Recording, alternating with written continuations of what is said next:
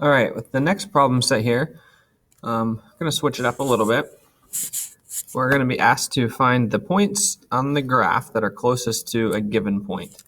So I'm going to draw a picture here to illustrate first. So we're given the graph of y equals 3 minus x squared. So hopefully you can picture a little bit what that looks like. It's just a parabola that's facing down, because it's got that negative there. And then the y-intercept there at 3, shifted up 3. So it looks like this. And we're asked to find the points on this graph that are closest to the point 0, 1. So if I were to put that point 0, 1, we're basically asked to find what is the minimum distance from this point 0, 1 to a point on the graph. Does it happen here? Does it happen here? Does it happen up here? Does it happen up there? Where is it the closest? At what points? Since this is a symmetric graph, it will be the same in both the plus and the minus of whatever x value we find. So where is it the smallest distance, if you will? So essentially in this question, we're asked to minimize distance from graph to the point 0, 1. Where is it going to be the shortest distance? Well, in order to do that, we're going to need something back from geometry that you probably remember, and that is the distance formula. The distance formula, if you don't remember, looks kind of like this. It's a big square root, and it's x2 minus x1 quantity squared plus y2 minus y1 quantity squared. Now, we're actually given one set of points, right? We're given 0, 1. So we could essentially just call that our x1 and our y1. So if I went ahead and made a substitution here, you might remember doing this when you're like given 2 points and you got to find the distance between those 2 points. So you just plug them into this formula. And this actually comes really from the Pythagorean theorem. At any rate, this would become x2 minus 0 squared plus y2 minus 1 squared. And rather than call these x2 and y2, since we don't have another x or y, we could just call them x and y. So x minus 0 squared is just going to be the same thing as just, well, x squared. So that's just going to be the square root of x squared plus, and then we've got this y minus 1 squared. All right. So we have two variables still, which remember the goal is always to get it down to one variable first before we take any derivative or anything. So what I actually want to do before we go any further is try to replace that y. And that won't be too hard because it actually already gave us an equation we can use. Our second equation is right up there. Y equals 3 minus x squared. So I'm going to go ahead and replace y with that 3 minus x squared. So then we get d equals x squared plus, and then 3 minus x squared minus 1 squared. Let's go ahead and just do some algebra here. So d equals the square root of x squared plus, that's just going to be 3 minus 1, so that'd be 2, minus x squared squared.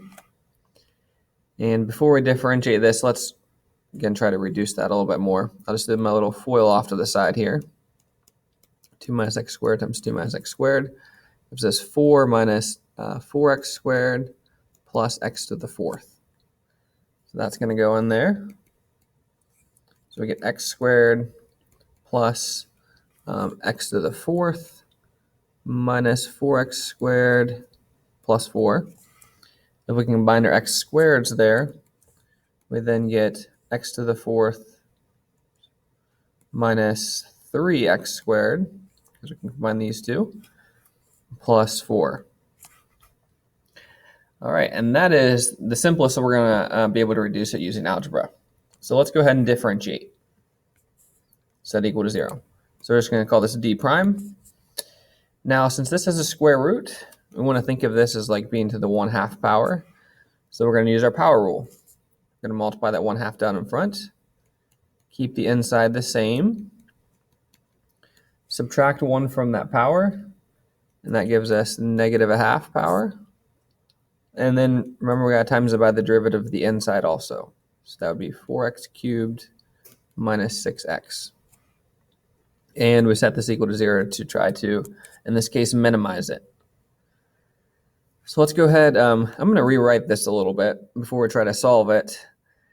Taking negative exponent to the bottom of the fraction, and that 1/2 can kind of just become 1/2. So this goes to the top, 4x cubed minus 6x over 2 times the negative 1/2 would just be the square root on the bottom of x to the 4th minus 3x squared plus 4 equals 0. All right, now finding the critical points. Since this is a fraction, the critical points are going to be where it's 0 or undefined. So what we'd want to do is then just set the top equal to 0 and the bottom equal to 0 separately. 4x cubed minus 6x equal to 0, and then this 2 square root 4 equals 0 separately. Let's go ahead and solve the first one.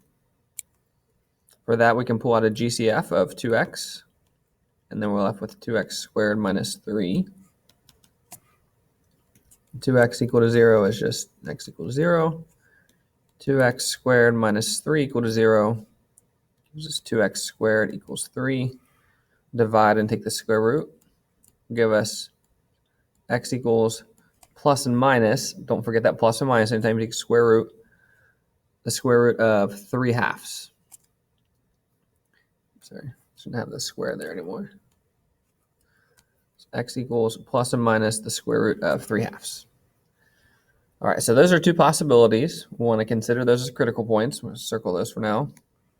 We do also have to just take into consideration the bottom two where it's undefined. So we'll divide by 2 on both sides first. Then to get rid of the square root, we're going to want to square it, square both sides. So we're ended up with just x to the 4th minus 3x squared plus 4 equals 0 divided by 2 squared is just 0. Now, trying to factor this, this is not going to work because you're not going to be able to find, you might start to set this up like this. Right, but then you need two numbers that multiply to give you positive 4.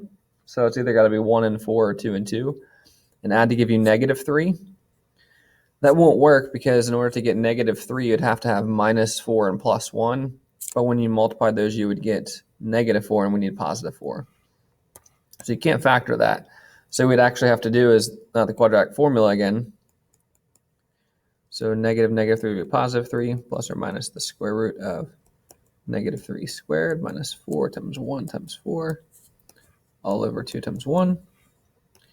Now when you reduce this one, we're going to get 9 minus 16 over 2, which would give you a negative inside of a radical, which tells us this is only non-real answers, because that would be 5i, radical 5i. So we can actually just throw this out. The only two we have to consider are 0 and positive negative 3/2. So let's think about in the context of this problem, what this is telling us. We know our two possibilities are x equals 0, x equals plus and minus 3 square root of 3/2. All right, so it's saying those are the x coordinates. So it's either going to be sort of this distance when x is 0, or plus and minus square root of 3/2, which I don't know exactly where that is, but it'll be around in here and around in here. So we do need to check this one because we got 3 possible points. They could all be realistic possibilities. And we're trying to find the closest, so in other words, minimize the distance. So we want to find minimums. So I would make a little number line for this one. We need to do negative square root of 3/2, 0, and positive square root of 3/2. And plug those into our derivative. So we need to do like d prime of, say like just negative 5 would be fine. We could do d prime of, you might actually want to just go ahead and figure out what the decimal equivalent is of the square root of 3/2, just to make sure.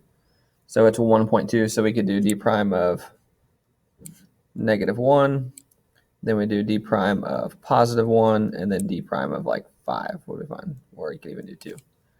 So let's figure out the sign changes there. I'm going to plug d prime into my calculator and the y1.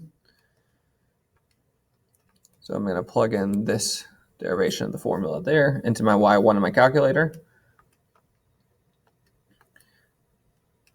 You can go ahead and do the same and even pause if you need to. But it's good to practice doing these things. X to the fourth. So when you do it on the test, it isn't all completely foreign. Practice it a lot. All right. Oops. All right, and then I'm going to do my second table. If I plug in -5, I get a negative. So a negative there. If I plug in -1, I get a positive. If I plug in +1, I get a negative. If I plug in a +5, I get a positive. All right, so again, we're looking for minimums. So this is negative to positive, positive to negative, negative to positive. So there would be a min here and a min here, right? So we got minimums at x equals plus and minus radical 3/2. We would technically need to find the y coordinates as well. So to find the y's, we would just go back up to our original equation up there. So y equals 3 minus, and it wouldn't matter actually, both the positive and the negative, if I just plugged in the positive, 3/2 squared, because again, you're squaring it. So if you did either plus or minus, you square it, it's going to become positive. It'll become 3 minus 3/2. So that would equal 6/2. Let's see, right? Yeah. Minus 3/2, which would be 3/2.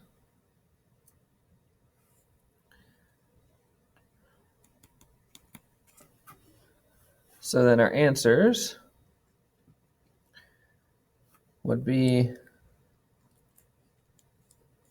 square root of 3/2, comma 3/2, and negative square root of 3/2, comma 3/2. This would be our two minimum points. All right, so hopefully that made sense to you. I know it's a lot of algebra work there we just did. It is something you're expected to know how to do. Again, most of it wasn't difficult. It was just kind of tedious doing all this algebra to work through it. So you're going to do one that's going to be very, very similar in number 5. It's like number 4. So we need to do it on your own. Everything is almost exactly the same. You can see really the only thing that's different is this 3 changed to a 4 and this 1 changed to a 2. Go ahead and give that your best shot. All right, now number 6 I'm not going to do. This is one I want you to do on your own. This will be without you having an example that looks exactly like it, but I think you can figure this one out. I've given you the two equations that you're going to use, volume and area of a cylindrical soda can. You want to minimize the material, so you want to minimize the area. You want to minimize that. And you have another equation here, volume of 512. So what you're going to want to do is solve for one of the variables. There's one that's going to be a little easier, h, right? Because you don't have to take a square root then. So solve for h, and then substitute for h into there, and then you're going to need to minimize that. So I think you can do that one on your own. Let's look at the last page. Two similar questions. We'll do the first one, and then you can do the second one. All right. So this is similar to our last problem. We've got an equation, and we're going to try to maximize the area of the rectangle that was to be formed by this. I'll illustrate what this looks like. So we've got the same idea of a parabola opening down up here at 6. Like that. All right, and it says that this rectangle is formed with the base on the x-axis and the top corners of the function. So what that means is that the corners of this rectangle hit the function like this and then the bottom there is formed by the x-axis. So that's what a rectangle looks like. We're trying to find the largest possible area, so we want to maximize the area of this rectangle. So whether that rectangle should look like that, or maybe the rectangle should look like more like this, or maybe it should be wider, maybe it should be all the way out here, and just be shorter. Basically, which one of these would give us the maximum area? That's what we're trying to find. So we definitely need an area, right? That's what we're talking about. And area is length times width.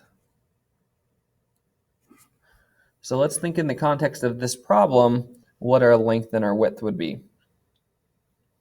Or maybe it's easier to think of like width and height, essentially in this one. Okay. So let's think first about our I guess our width, if you want to call it that, which would be sort of this bottom side. How do we get that? Well,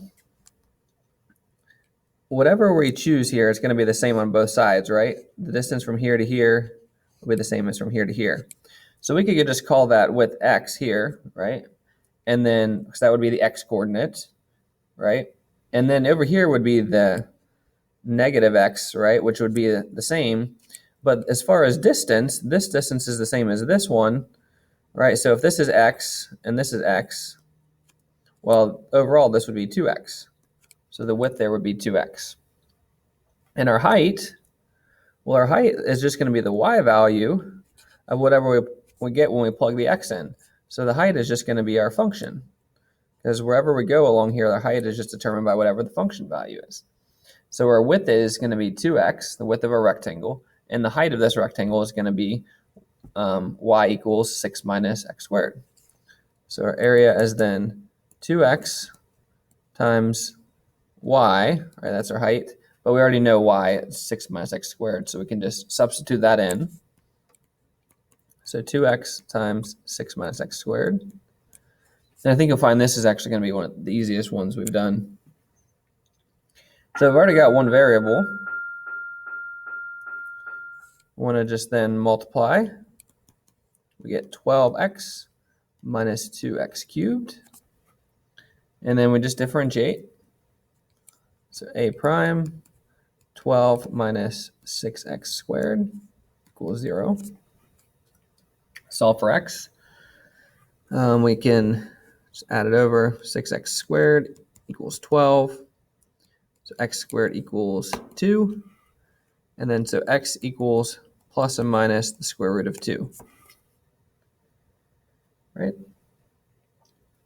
So with that plus and minus 2, we can make our little number line just to make sure mins and maxes again on this.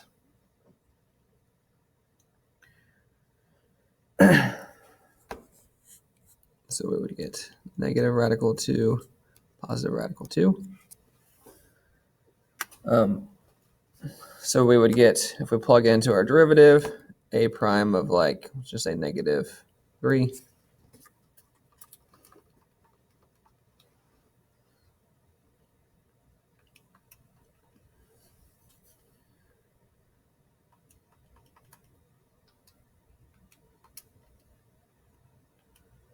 Table, negative, then 0. We get a positive, and then we'll say positive 3.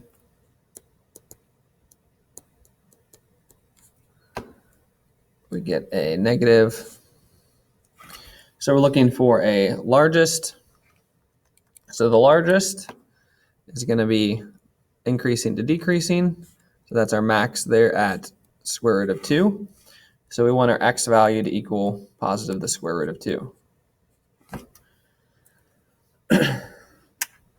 So then to find the maximum area,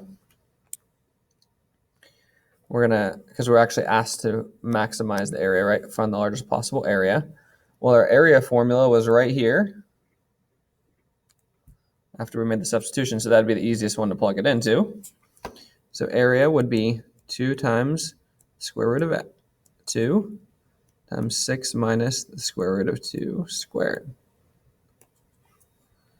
So let's see, we get 2 radical 2 times, well, the square root of 2 squared is just 2, so it's 4. So then that becomes 8 radical 2. And it doesn't tell us units, so we can just do units squared. And that's it. That would be the area of the largest possible rectangle. So the x coordinate would be square root of 2. The y coordinate would actually be 4, because when you plugged it in, if you plugged it in, there's 6 minus the square root of 2 squared, which would be 2, so y would equal 4. So we would want our coordinate point there. But we were asked to find the area, so that would be 8 radical 2. All right, so number 8 is very similar to this one. You'll want to do that one on your own. You do need to do all of these, even the ones I did. You need to write all of these down. I know it's a lot of writing, but it'll help you learn the practice of doing these. So, all right, reach out to me if you do need some help.